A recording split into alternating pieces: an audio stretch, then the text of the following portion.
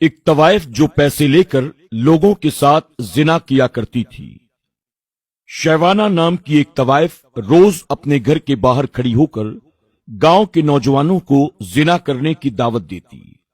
جو نوجوان نیک ہوتے وہ اس کو دیکھ کر اپنی نگاہیں نیچی کر کے آگے نکل جاتے اور عیاشی اور گناہ کرنے والے نوجوان اس کے پاس چلے جاتے۔ جب نوجوان اس کے پاس جاتے تو وہ طوائف ان سے پوچھتی کہ پہلے کتنے پیسے دو گے؟ وہ نوجوان کہتا 2000 روپے دوں گا تو طوائف کہتی نہیں، میں 1 گھنٹے کے 4000 روپے لوں گی اور وہ بھی تمہیں پہلے دینے ہوں گے۔ نوجوان اپنے پرس سے پیسے نکالتا اور اس طوائف کے ہاتھ میں رکھ دیتا۔ طوائف اچھے طریقے سے پیسوں کو گنتی۔ جب پیسے مکمل ہوتے تو گلی میں ادھر ادھر دیکھتی اور اس کے بعد نوجوان کو اپنے ساتھ لے کر گھر کے اندر چلی جاتی۔ تو اس طرح اس گاؤں کے کئی نوجوان اس طوائف کے گھر پر اکثر آتے جاتے تھے اور اسے پیسہ دے کر اس کے ساتھ بدکاری کرتے اور ایک بڑے گناہ کو اس کے ساتھ مل کر انجام دیتے۔ اس طوائف کو بس اپنے پیسوں سے مطلب تھا۔ وہ پیسوں کے لیے روزانہ گاؤں کے نوجوانوں کو دعوت گناہ دیتی اور کئی نوجوان اسے پیسہ دے کر اس کے ساتھ بدکاری کرتے۔ دھیرے دھیرے گاؤں کے کئی لوگوں کو اس طوائف کے بارے میں پتہ چل گیا۔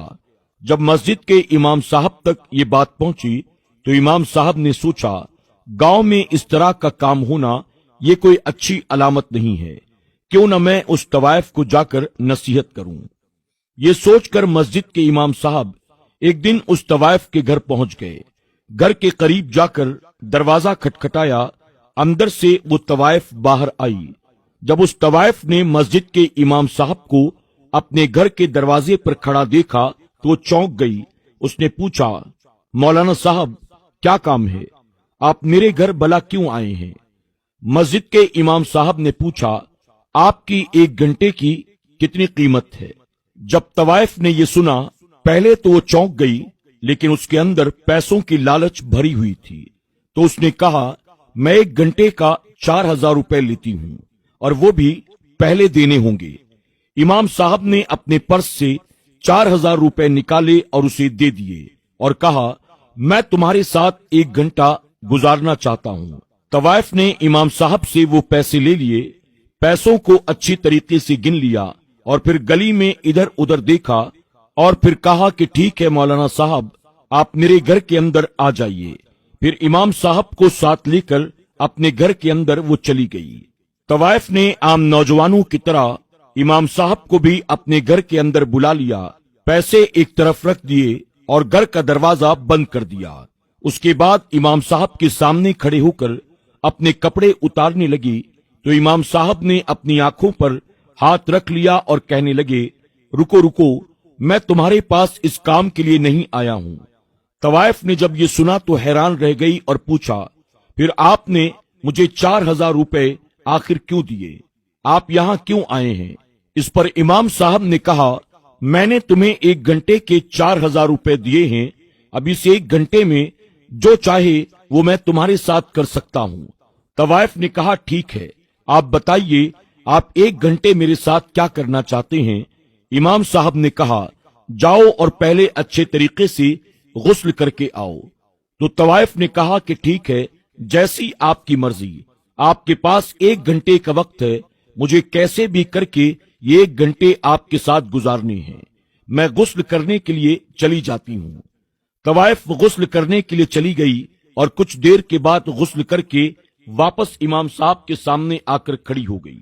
اپنی گھڑی کو دیکھتے ہوئے اس نے امام صاحب سے کہا اب آپ کے پاس 40 منٹ اور رہ گئے ہیں، اب بتائیے آگے کیا کرنا ہے؟ امام صاحب نے کہا 2 مصلے نکالو اور وہاں بچھاؤ۔ طوائف نے کہا کہ ٹھیک ہے، جیسی آپ کی مرضی، آپ جیسا کہو گے میں ویسا ہی کروں گی۔ طوائف نے 2 مصلے نکالے اور زمین پر بچھا دیے۔ امام صاحب نے کہا 1 مصلے پر تم بیٹھ جاؤ اور 1 مصلے پر میں بیٹھتا ہوں۔ پھر 1 مصلے پر طوائف نے نماز پڑھنا شروع کر دیا اور دوسرے مصلے پر امام صاحب نے نماز پڑھنا شروع کر دیا۔ جب امام صاحب نے نماز مکمل کر لی تو دعا کے لیے اپنے ہاتھوں کو اٹھایا اور دعا مانگی، یا اللہ तेरी इस गुनाहगार बंदी को तेरी दहलीज तक लाना मेरा काम था। अब इसको हिदायत अता करना, इसे सीधी राह पर चलाना, गुनाहों से तौबा की तौफीक देना, ये तेरा काम है। या अल्लाह, तो इसको नेक बना दे, इसको सीधी राह पर ला दे।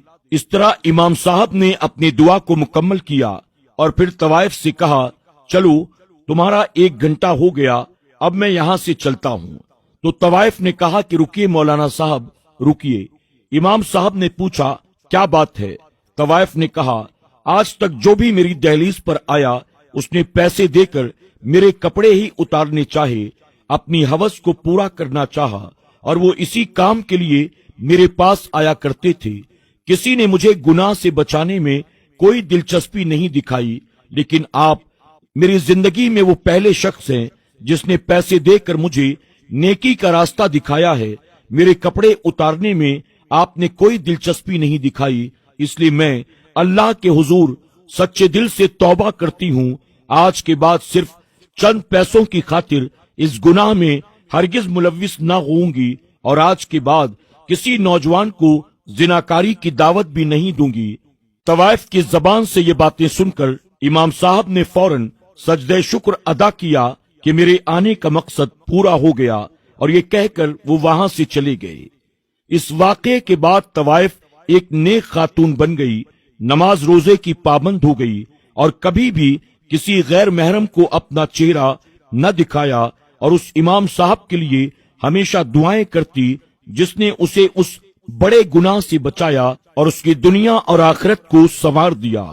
अल्लाह रब्बुल इज्जत की बारगाह में दुआ है कि मेरा करीम हमारे मुआशरे के हर नौजवान को जिनाकारी और बदकारी जैसे बड़े बड़े गुनाहों से महफूज फरमाए, उनके दिल में इन तमाम बुराइयों और गुनाहों के लिए नफरत पैदा करके उन्हें सिराते मुस्तकीम पर चलने की तौफीक अता करे।